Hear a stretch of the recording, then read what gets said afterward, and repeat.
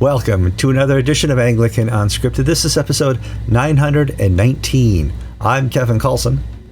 I'm George Conger. Today's June 13th, 2025.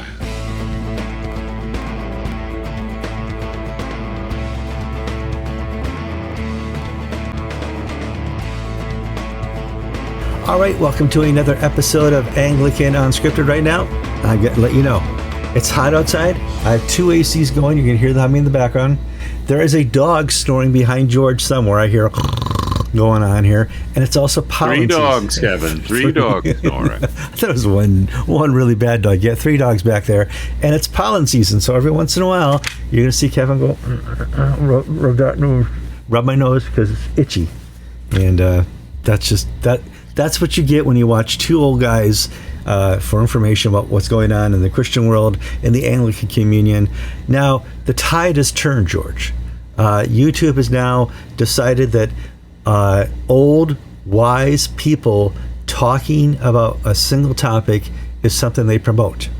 Our numbers are way up. For the longest time, it was fast visuals that they were promoting and quick moving and quick paced themes.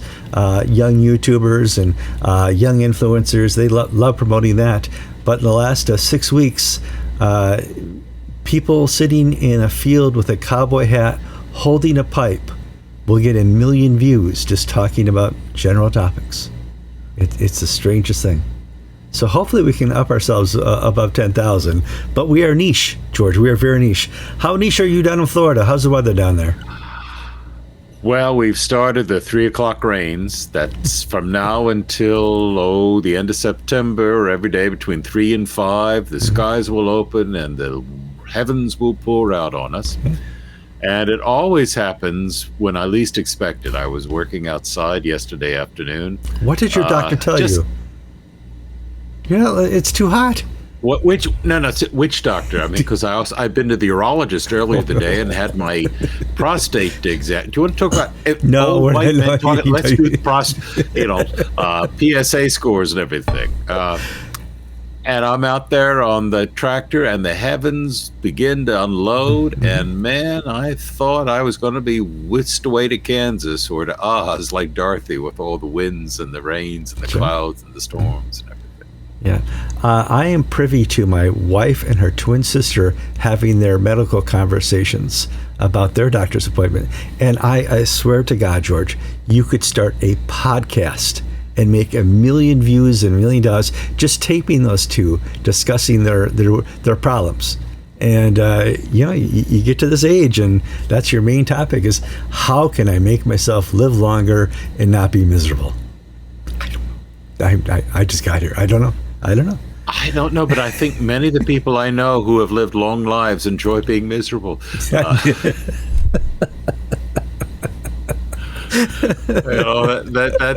being happy is not the answer. It's enjoying the misery that they have. The suffering. God reaches us in our suffering. Let's move on to our number one story. First story, I should say.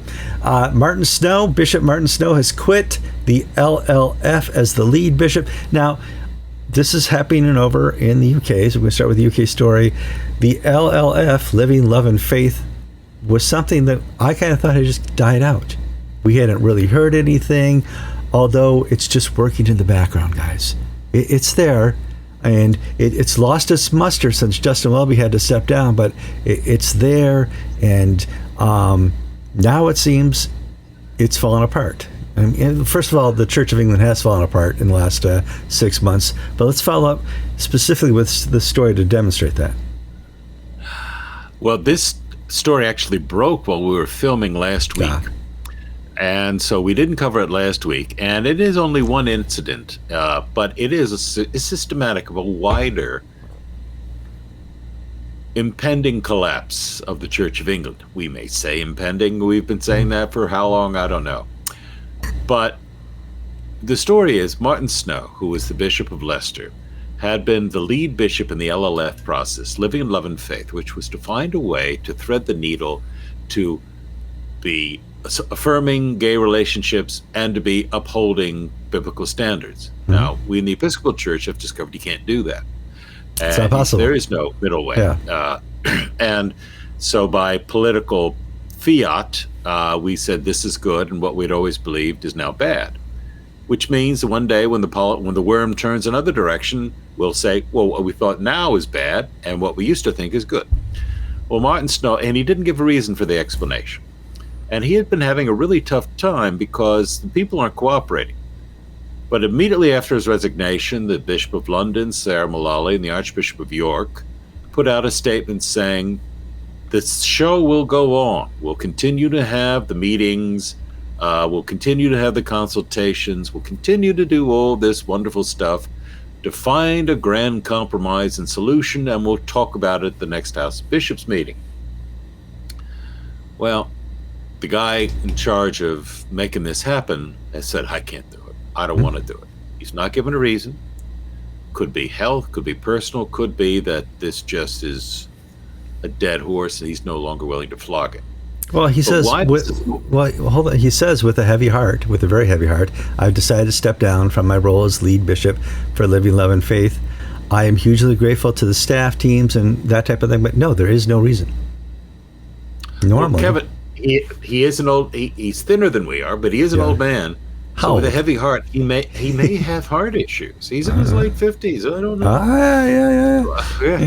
But this is more than this issue is more than just Martin Snow stepping down, because in England we've seen the Church of England. The ship has been rudderless without a leader for a long time, and now it's all falling apart. In the last few weeks, we've just had incident after incident after incident showing that there's nobody in charge.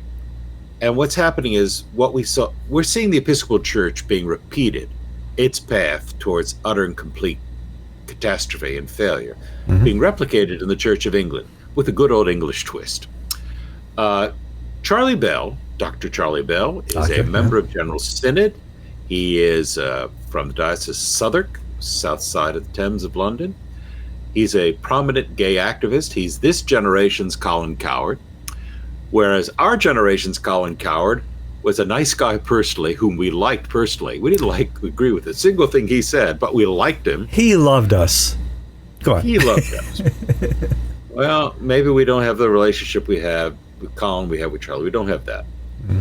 He married his male partner in a public ceremony with Facebook pictures and this and that, and hyphenated names for both partners. And the Diocese of Southwark was asked by evangelical clergy in its among its ranks, this is wrong, this is contrary to doctrines, it's contrary to the current rules, what are you going to do about it?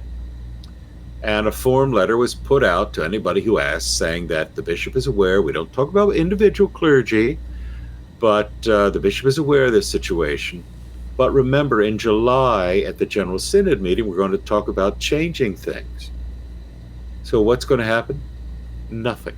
The Bishop of Southwark is going to allow facts on the ground to be created, and no discipline will be imposed against Charlie Bell. This is what happened in the Episcopal Church. Well, there's a power vacuum. With no leadership at all, no Justin Welby to sit there and work behind the scenes, the bishops are on their own. Okay, I'm going to do it here until somebody stops me, and nobody's there to stop them. Now, part of the LLF process was how do we get gay blessing services? And at this stage, legally, you cannot have the standalone gay blessings, at gay weddings. You can't do that. Well, it is being done in some dioceses.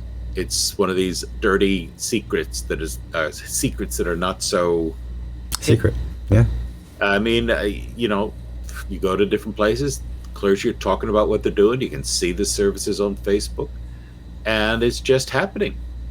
This is a wild one, but the Christ Church in the Falkland Islands, which is Church of England still, it for Pride Month posted pictures of the Pride flag waving from its walrus tusk flagpole or whale tusk flagpole, and the altar decorated with Pride flags.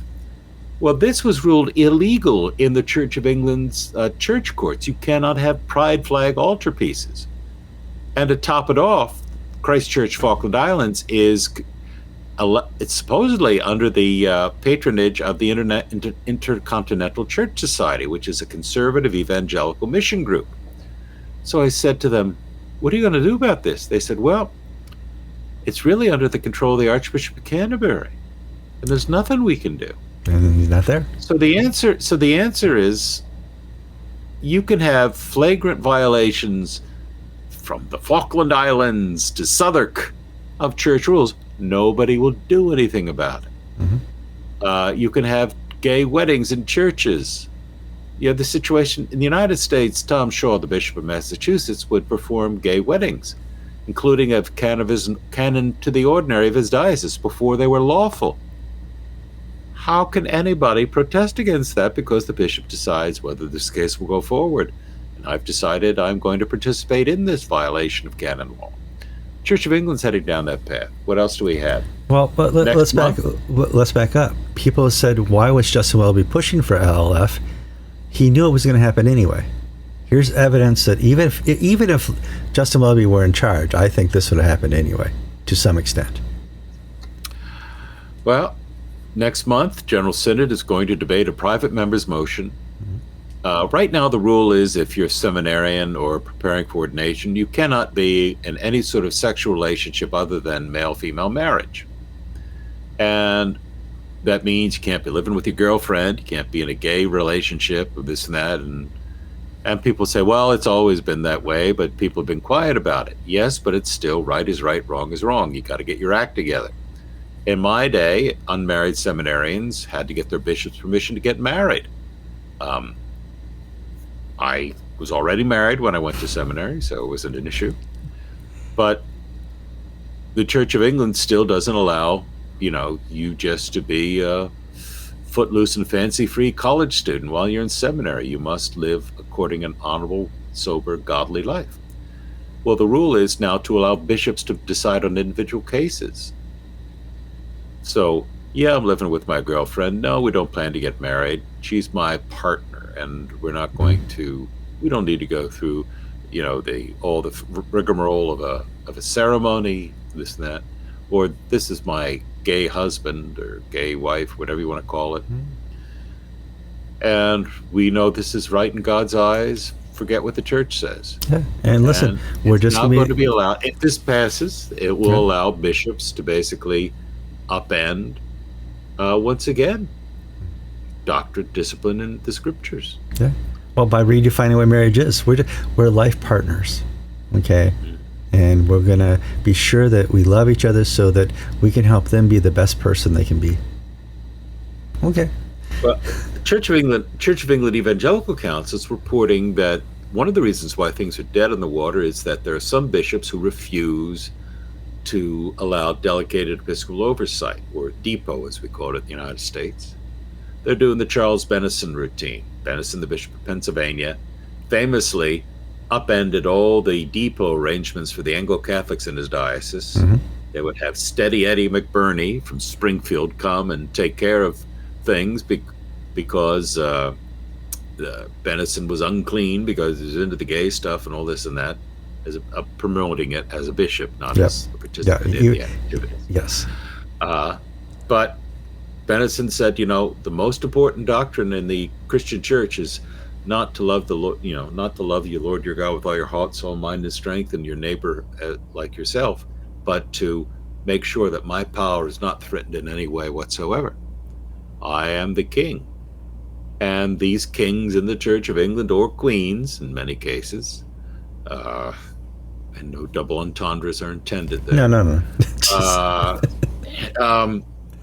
Are saying we will not give up our authority, nor will we allow a third province, but we're not going to give you an alternative.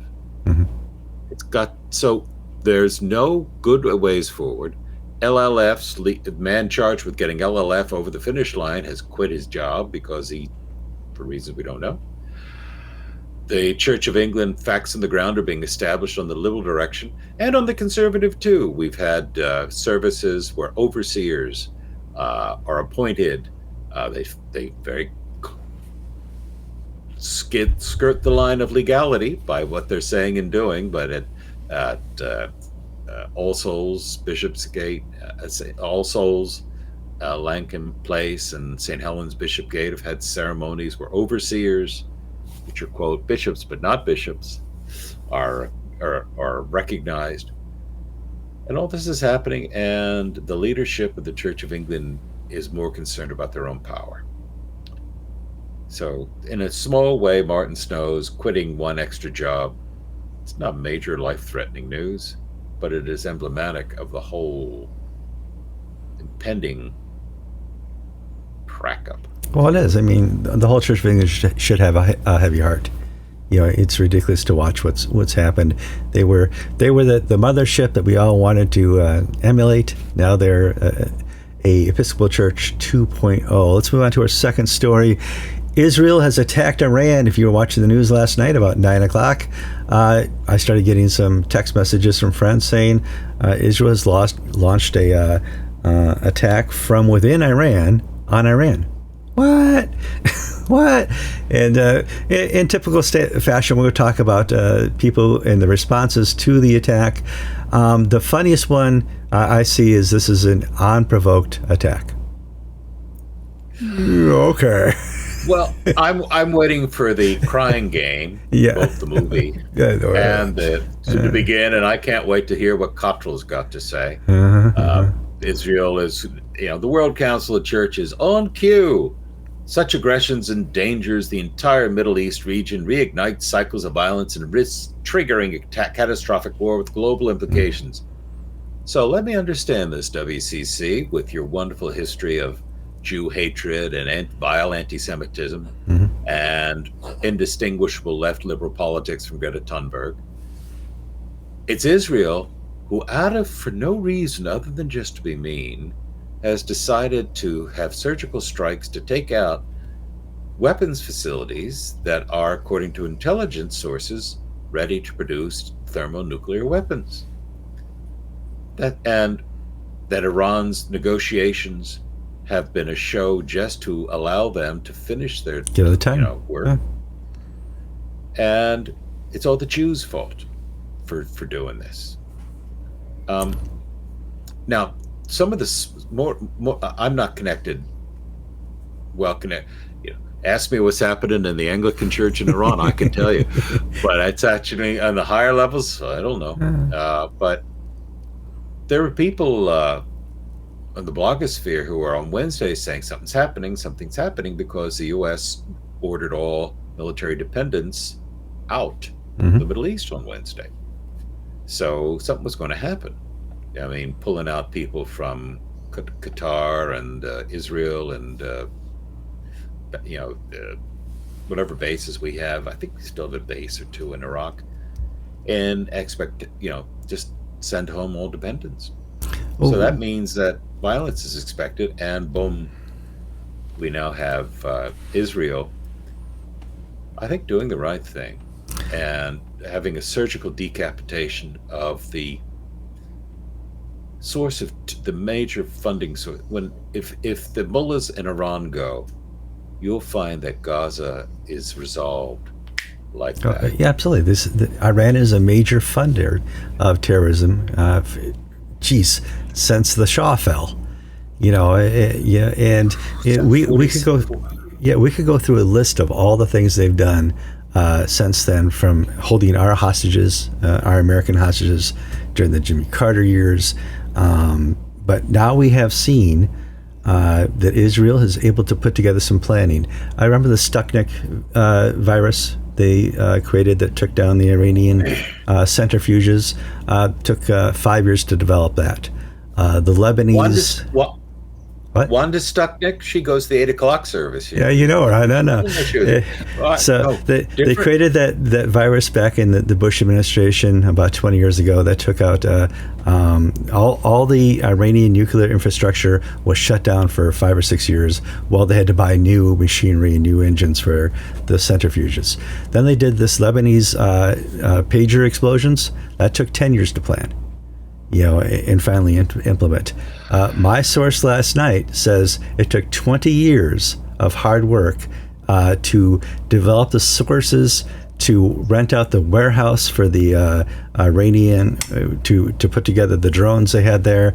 And I think what finally launched it was they were about to discover the drone manufacturing, and that they had to go. And we in the United States see things in binary views, all good, all bad. And we have to remember that the Iranian mullah regime is as much an enemy to its own people as it is to the West. Yeah. And, there are thousands, tens of thousands of people in prisons for protesting. And, Islam is cratering in Iran faster than the Church of England is. And that says something. Sure. Now, and I don't want to be flippant, but the mullah regime has so discredited the Muslim faith in Iran that we're seeing a renaissance for Christianity, for instance, and for return to Zoroastrianism, the old pre-Islamic Iranian religion. Things are changing there, and Iran doesn't have complete control over the internet.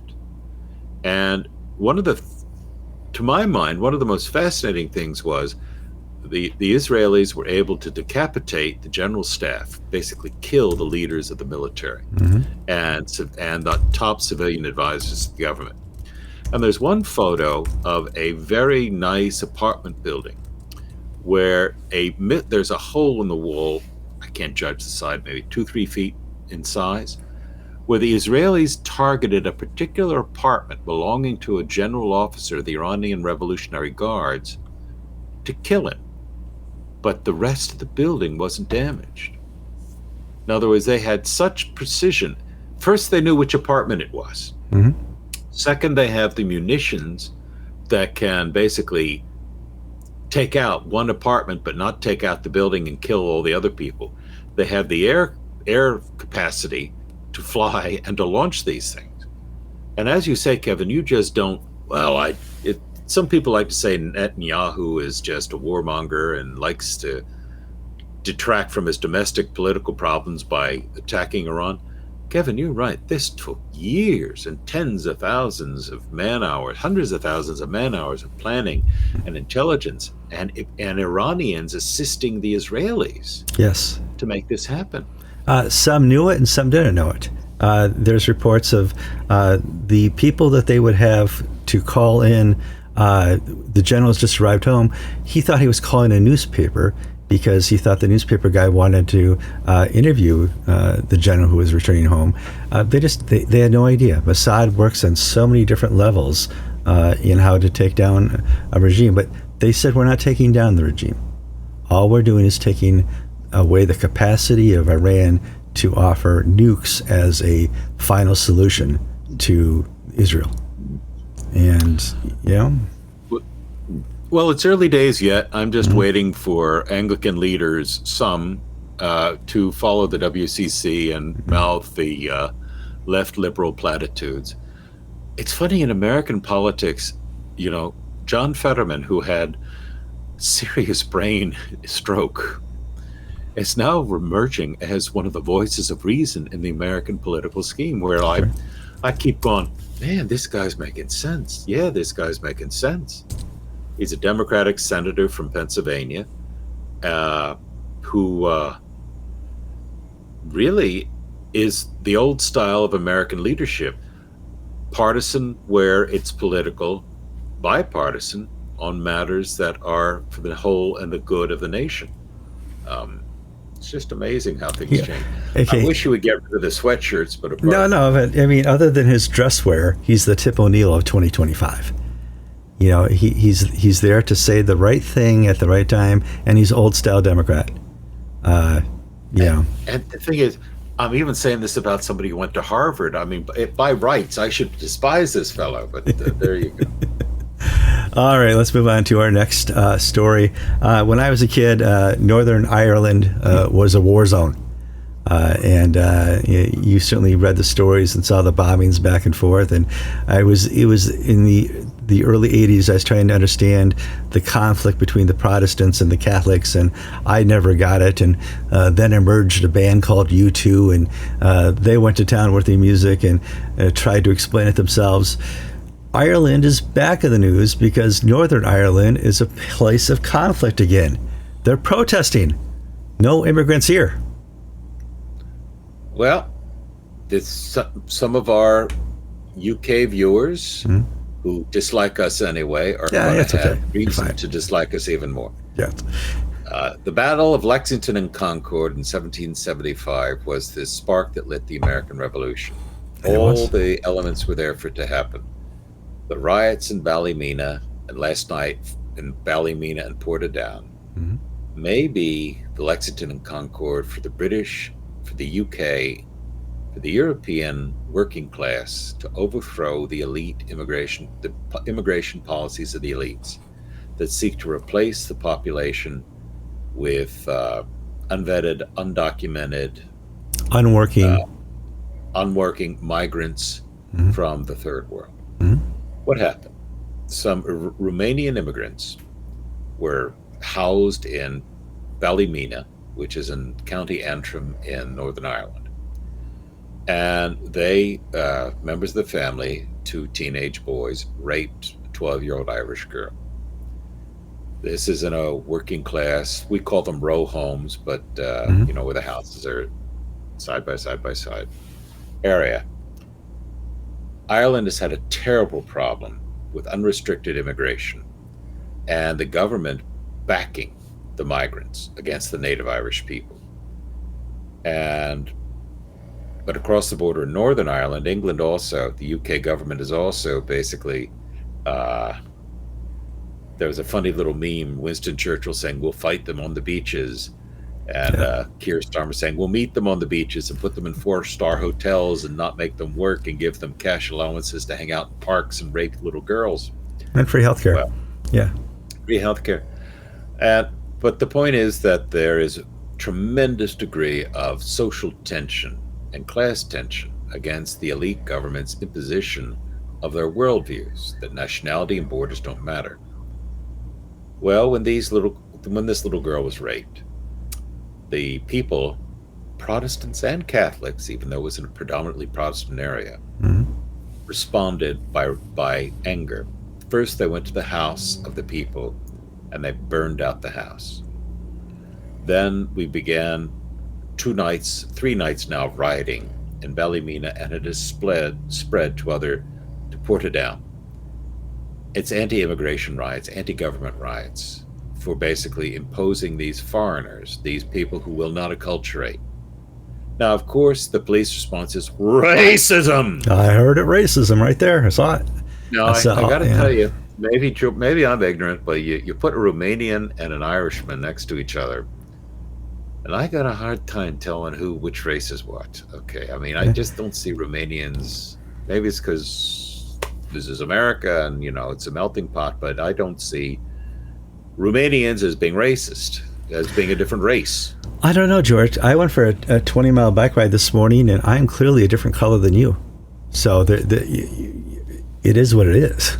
Although I can reveal tailends, but still. And the bishop of the diocese of Conger, which is the Church of Ireland diocese for that area, and the rector of the Church of Ireland Church in Ballymena, put out a statement deploring violence, saying we shouldn't attack, respond, and tar all immigrants with the same brush.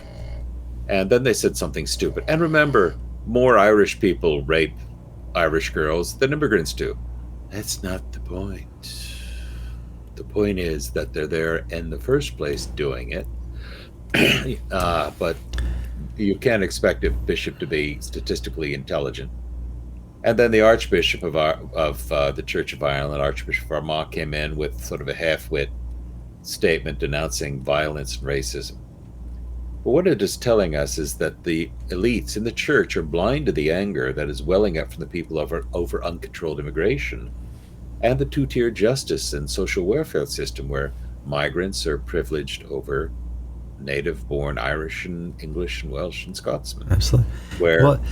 Where you can be a veteran with PTSD or a homeless teenager or a little old lady whose minuscule allowance to pay for heat in the winter is taken away so that migrants can be put up in 4-star hotels and given cash allowances and medical care,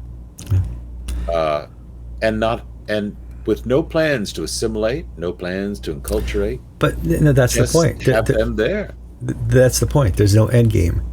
Here in America, in many countries, there's a path to citizenship. If you want to migrate to this country, there's a legal way to do it. We take about a million legal immigration participants per year. It helps if you want to have a high-paying job. We'll bring you in here. We have a special form to fill out. If you want to, after you've been here a certain amount of time, you can apply for citizenship. There's a test you take. You say pledge allegiance to the flag, and boom, you're a citizen in the United States of America. It happens every day, especially here in New York City, where there's a special place to do it. Many countries, including the U.S., have a path to citizenship. What's happened the last 6 to 8 years with this mass immigration is we don't want to have a path to citizenship.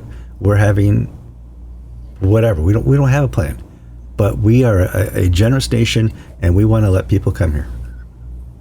One of the great lies that are being told by the opinion people on the mainstream media is how unpopular pushbacks against immigration are.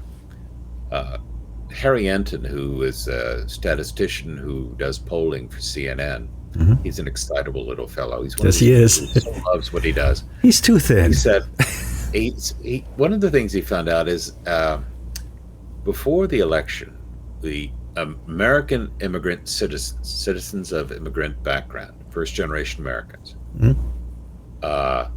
favored Kamala Harris by 32 points. Now, that same body favors Donald Trump by 8 points. Yeah. You've got a 40% swing. 41, yeah. Boom. In, 6 months? Mm-hmm. Because the immigrant path is a path. There's no going back. You cannot hold on to being a bit Mexican or a bit Italian or a bit Greek. You can be culturally and this and that, but your loyalties must be to the United States. Mm-hmm. And if they're not, you can lose your citizenship. You can lose your naturalization. Or your visa. If you come here and start protesting under a work visa or a tourist visa, I have no trouble you being shipped out. Because I know if I went to Mexico City and I ripped out a Mexican flag and I lit it with a match, I would serve some time in prison and then they would deport me. So it's a 2-tiered, 3-tiered, 4-tiered system. And, I don't know what's going to happen in the end here. The UK is so screwed up on immigration. We're having a little bit of pushback and kickback here in America. But I look at places like Poland. We don't allow immigrants. What? No. This is may sound silly, but my wife and daughters are up in Philadelphia this week, visiting my mother-in-law for her 94th birthday. Wow. So I'm here alone with the dogs, and I don't watch TV that much when I'm alone, and I read books, and I've gone through a marathon of reading The Hobbit again. Whoa. And I just finished The Hobbit. The Lord of the Rings. Okay, sure. Love that one. Just finished the Return of the King, the 3rd volume, and I just finished when the hobbits return to the Shire and they find it has been transformed into an ugly, bleak, sounds like England, and the Shire for hobbits, not for these foreigners and everything. And maybe I'm being romantic and silly, but the uprising against Saruman and his lackeys who have taken over the Shire and despoiled it by the hobbits reminds me of what we're seeing in Ballymena. Yes, they're bad people. Yes, there will always be people who take advantage of stuff. But there comes a certain point when you ignite the anger of the people, and it will not be put out by more government platitudes. What did Tolkien say? What's the quote? You need a Eucatastrophe. Was his famous word? Eucatastrophe. Yeah, but I just read like 500,000 words of his over the last 10 days, so I don't Don't ask me which quote he said. No. It's not in the books, but if you want to look it up, look up the word Eucatastrophe from Tolkien, and his unique take on the resurrection. Let's talk here on our next story. Oh, the Episcopal Church bishops have given us opinion. If you do not know, here in the too close to the back there. Sorry, don't want to. You see, I'm on a slide, so if I just make a little bit of vibration, it shows up in the camera. I'm sorry about that. That's just part of it in the studio here. So here in America, we had another LA riots, and whenever there's LA riots and they get really bad, the National Guard is called out.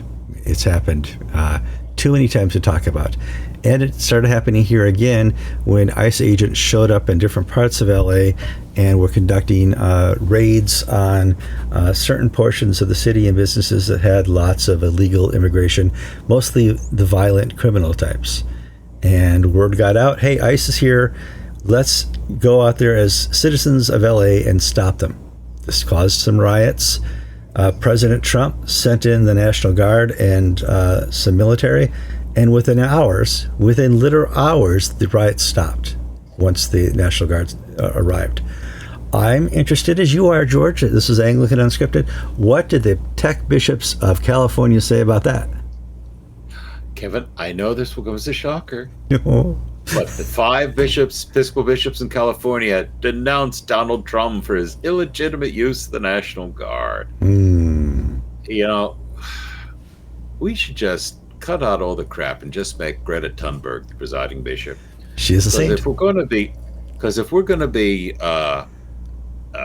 so predictably left-wing, knee-jerk liberal reaction on every issue, the bishops of the Episcopal Church, it speaks to a wider problem in Anglicanism, but most prevalent in my denomination. I'm an Episcopal priest. I am in the Episcopal Diocese of Central Florida. I'm happy.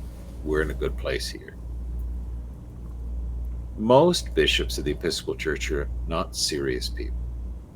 They're not people that you look to for leadership. And in fact, I could sort of put this across the entire Anglican world. Bishops no longer take the lead in setting opinions.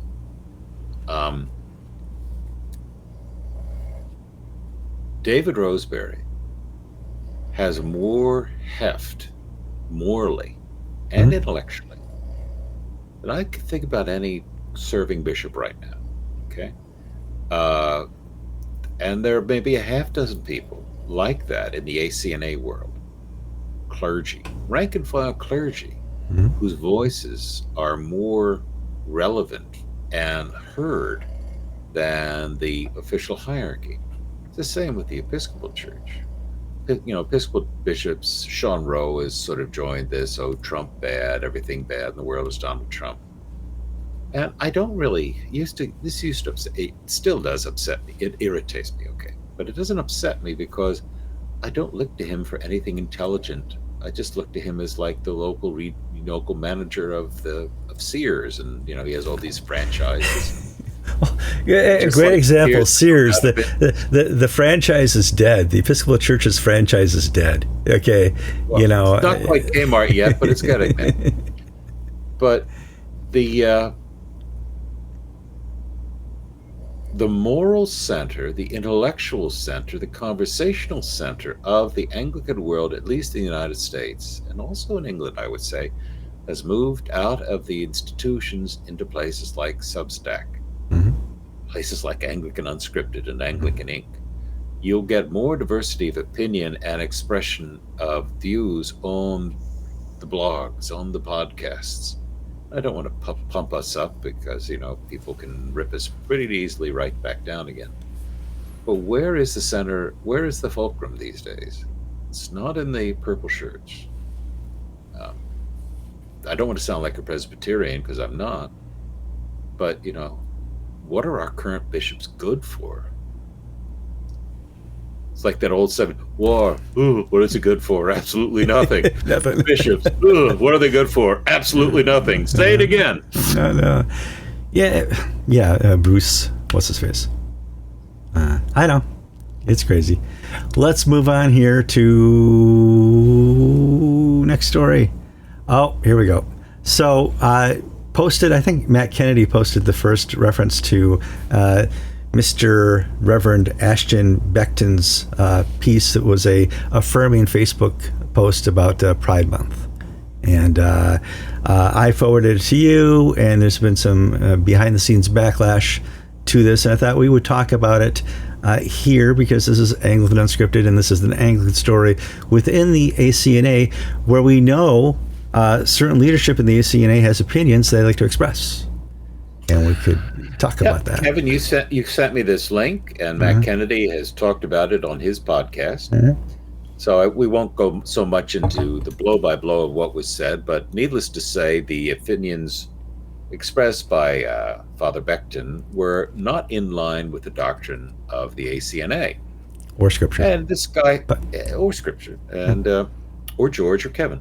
And that's the important part there. That's Now, this guy has formed, he's posted pro-BLM, pro-DEI stuff in the past. And this thing came up, and I thought, well, I better ask somebody at C4SO, which is his diocese, what they have to say. Well, Todd Hunter has never talked to the press, so I didn't even bother. And I wrote directly to Jeff Elliott, who's the bishop-elect, the new bishop, who's going to take over from Todd Hunter. Wrote a week ago, June 6th. Never got an answer. And my question was, is this something that you are comfortable with your clergy doing? In other words, this latitude of opinion expressed this far, where you have a priest on his parish website pushing what George calls pro-K, and Kevin will call affirming. Affirming, yeah. Okay, but whatever you want to call it. And Bishop Elliott did not respond. So this week, after not hearing for a week, I wrote to the C4SO communications officer. No response. Now, what does this say? It could be it's June, they're on vacation, or oh God, I don't want to talk about this. Beckton has pulled down the post from Facebook after Matt Kennedy eviscerated him. But where is the Archbishop? Archbishop Wood. He mouthed off about, and I'll call it mouthing off, because it didn't rise above that level of intellectual and moral integrity. He mouths off about Calvin Robinson not being worthy of being in the ACNA. Well, and he's got far worse behavior, heretical behavior, from his own parish priest who's into the divine feminine to this whack job in Nashville. Yet he doesn't say a word. Yeah. Well, I would like to, Austin and several others like him are still fringe in the ACNA. They're not mainline. But if you don't go about correcting in some shape or form the fringes, it will soon become mainline, as we saw in the Episcopal Church, which was not able to self-correct, was not able to hold people accountable. We'll go back to the rector trials and stuff like that. And you're going to see that here in the ACNA soon, within a generation, if you don't have some correction. Now, if this was done in the background at the bishop level, if Steve Wood contacted the bishop and said, "Can you take care of this?" That's fine. You don't even have to tell me about that. But if you're not doing that, you have to tell us about that. You have to tell us about that because, well, first off, because your predecessors told us about it. Yes, absolutely. It was absolutely. Yeah. Kevin, you made a point in our pre-show that this sort of thing, if left unanswered in the and during Bob Duncan, and maybe through half of Foley Beaches, could have split the ACNA. Absolutely. Yep. And your point was that the ACNA has grown institutionally so that a weak archbishop is no longer a problem. And you saw that as a good. Absolutely. That's my description of what you said. Well, I'll repeat. Okay, here's what, Kevin. The ACNA is mature enough now that we are the sum of our churches, not beholden to the strength of a single leader. Okay, that's changed. And when Duncan was in charge, we were beholden to the strength of a single leader who would go and put out all the fires. Okay. Foley Beach is the first half of his term. He was putting out little fires. But then when we did more of his GAFCON role, he didn't have to do that. I would, And George takes it further and says, what's it telling us that Steve Wood is creating fires or doesn't have the skill set that his predecessors have? He may be a great administrator. I think he's a good administrator.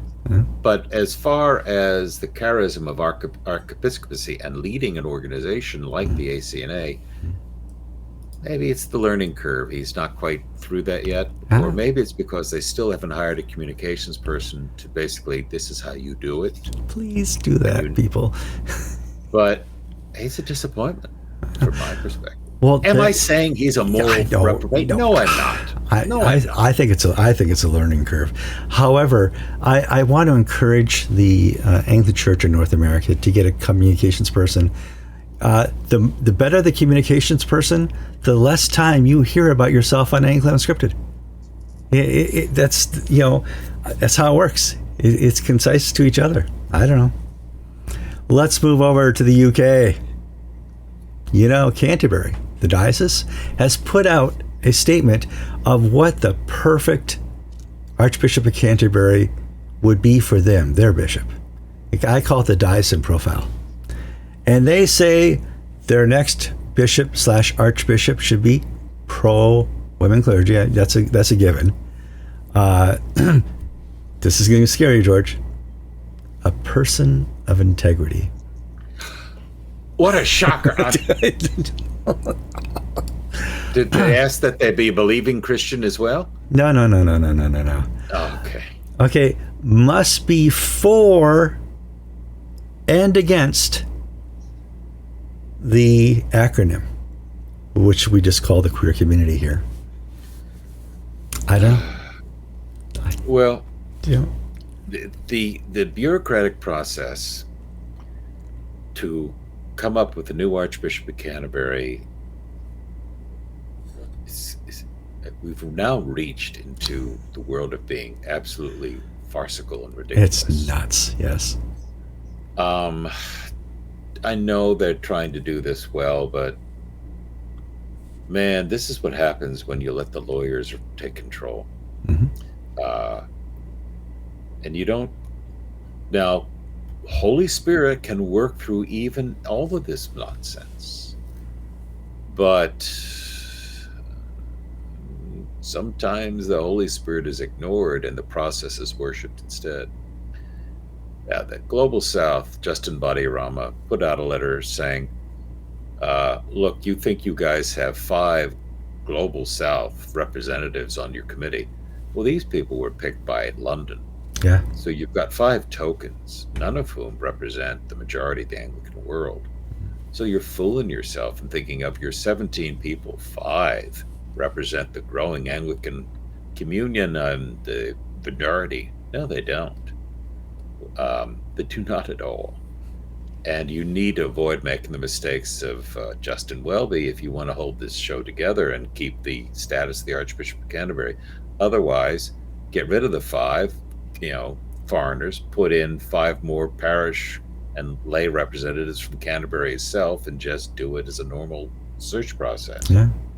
No, I'm quite confident this letter will be ignored, but by the committee. But the word I saw in the press in England was omnishambles.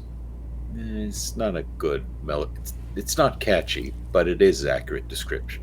This is a shambles on so many levels that when they start to say advertising a person of integrity, and they're advertising, what does that mean? That Justin Welby would not have been considered if that had been one of the job requirements? I think the disciples did That's a better. Why Stephen Cottrell is not being considered, because you need a man of integrity or woman of integrity. Clearly, anybody who doesn't make the list doesn't have integrity. But the disciples had a better process in picking the replacement for Judas than this Canterbury fiasco. I mean, just throw dice in the back alleyway. It's ridiculous. Huh. We got too much stories and time is wasting here. Our next story is about Pride Month here. I kind of think Pride Month wasn't happening, My Google Calendar doesn't say Pride Month like it used to do 5 years ago. There's no Facebook banner that says Pride Month like it did 5 years ago. I'm not getting any emails from Target telling me to use my 5% Pride coupon. I kind of thought Pride was over, but I'm reading here that Bonnie Perry of Michigan is to lead a service at the Dublin Cathedral for their Pride service. So they're still having it over there. But here in the United States, we've largely erased the sin of pride. Yeah. That ship has sailed, man, and it's not coming back. But, in Dublin, Archbishop Michael Jackson, the majority of Episcopal bishops will always be in the 20% who get every issue wrong. Yeah. Christchurch is extended to Bishop Bonnie Perry of Michigan, and she's a partnered lesbian. She's married to a woman who's a UCC minister. Mm-hmm. And she's going to come to Christchurch Cathedral to lead their Pride service. And this has caused a pushback from the rest of the Church of Ireland. Well, the Northern Ireland, where the majority of Irish Anglicans live. The churches in the South are dying, they're deserted, they're morphed into the secular culture. They're following the the Canadian path of irrelevance.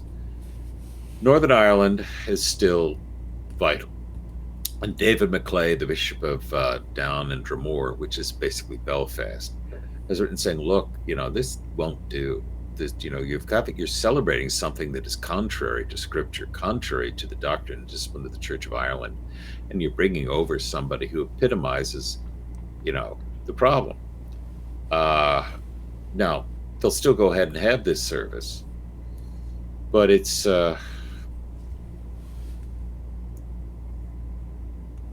it's like, when you were a teenager and you had friends of yours whose parents wanted to be hip, and talk the language, and it was just embarrassed for other people by their parents because they were trying so hard to be with it and basically were living their own past again, not being with it.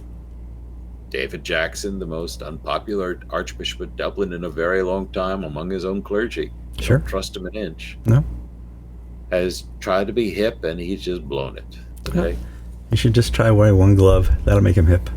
All right. So let's move on to the last story here, George. I'm going to tell you that I have a vast history within church dynamics in the temporal church. I was a senior warden for many, many years. And in that time, we went through the process of finding a new priest 3 or 4 times. I've been in a search committee to do so. We put together the church profile. We'd send out questionnaires and send out feelers to anybody out there looking to leave their church and join our church as the minister. Sometimes you would get what I would call a team response. The team response was, I'm a priest, I've served in this diocese for years, and if you hire me, you also get my wife, who's also a priest. It's a twofer. 2 for the price of 1. We won't charge any more. We'll move into the rectory, and we will double the clergy size of your church instantly. And back at the time, it was a turnoff to me. I'm looking for a single focused person to raise the church and to lead us. And I get what you're saying, but we don't need 2 minds to lead the church right now. We need the vestry, and we need the rector and the laity to come together in worship. And you're adding a dynamic I don't understand. Maybe it's just me not being sophisticated, George. You said here in the next story, husband and wife bishops are now leading in North India. Oh, we haven't had an India story in a while. Let's hit this. It's the only way I could sneak an Indian story into this broadcast is... But there is a corruption angle to this. There was a new bishop of Bhopal consecrated this past weekend. Her name is Nina Charan. She was elected bishop of this northern diocese after having been an assistant presbyter at the church for a number of years. She's got about 10 years total experience. Coincidentally, her husband is the bishop of Amritsar, Anaj Charan. So they will be the first husband and wife bishops in the Church of North India, and the first that I can think of in the Anglican world. Now, it's not like Bhopal and Amritsar are Minneapolis and St. Paul. These are different dioceses, different geographical areas. And the undertone to all this is, again, Indian corruption, keeping it within the family. Now, Kevin doesn't allow me to talk about Indian corruption on this show. Not much. We 24 hours a day. But so let's move away from any nefarious purposes that I suspect here into, I just don't think it's a good idea to have husband and wife bishops or husband and wife co-rectors. And I don't want to sort of get hung up on the rocks of women's orders. Mm-hmm. You can, if you're against women's orders, this is a different discussion.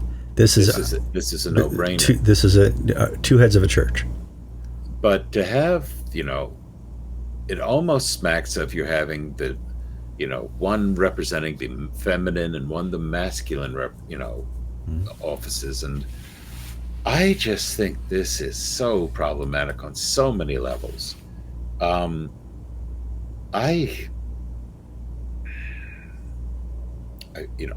have women deacons. It's not a big deal. They read the gospel and they do pastoral work. They wear collar on Sundays. It doesn't bother me. If my wife does probably is more than any curate in the church that I would ever hire. In the work and sort of pastoral work, Christian education, you get a twofer when you hire me and because my wife comes along too, but you're not paying her and you're not going for the reverend. Yeah. Well, I just don't see the. Maybe I just can't get my head around it, but alarm bells go off with husband and wife bishops. It's probably just George, you're not sophisticated either. Okay, but I do remember, I'm not going to name names, and you don't name names, George, you don't say the name. I remember a previous ACNA bishop whom crashed and burned over this issue. So if you guys know who it is, that's fine. But it happened within the last 10 years. George, I mentioned before that YouTube is promoting. Why did it crash and burn? I think it's the issue we need to raise. It was because the husband was the weaker of the two in character and personality. Yes. So what people found in that diocese was that though he was the bishop and had the purple shirt, she was the one who made all the decisions. And she was the real power on the throne. I can say this about Central Florida. That was a problem with Greg Brewer. His wife wore the pants and his wife made the decisions. And Brewer was just, he got his job because his wife was so charismatic and popular. And she was able to manage and manipulate him. Now that he's gone, I can start speaking freely about what I thought of him. But that was a problem for me, having an empty suit. But hey, that's all right. So I mentioned at the beginning of the program that YouTube has changed its algorithm and who promotes. It's promoting old guys who are wise. I don't know. Our show is growing. It's kind of strange. I want you guys to Google Dry Creek Wrangler School on YouTube and watch his videos. This guy's getting millions of views. He's making, every time you get 1 million views, you've made $6,000 from YouTube. They'll send you a check. $6,000 per million. And he's just sit there with his pipe, giving some wisdom, and the youth who have no leadership at all to look toward are looking to people like this. And if you want to start a YouTube channel, that's your future right there. Look that up. All right, George. Well, we all need to sort of, the actor Sam Elliott, the cowboy actor. Big mustache, mustache, rugged features, great voice, great eyebrows. Yeah. We need, you also have to look good, It helps. That's part of our problem. That's where we lack. Yeah. The reason we have a 75% male audience is because they're not looking for none. So it is what it is. I'm Kevin Kallsen. And I'm George Conger, and you've been watching episode 919 of Anglican Unscripted.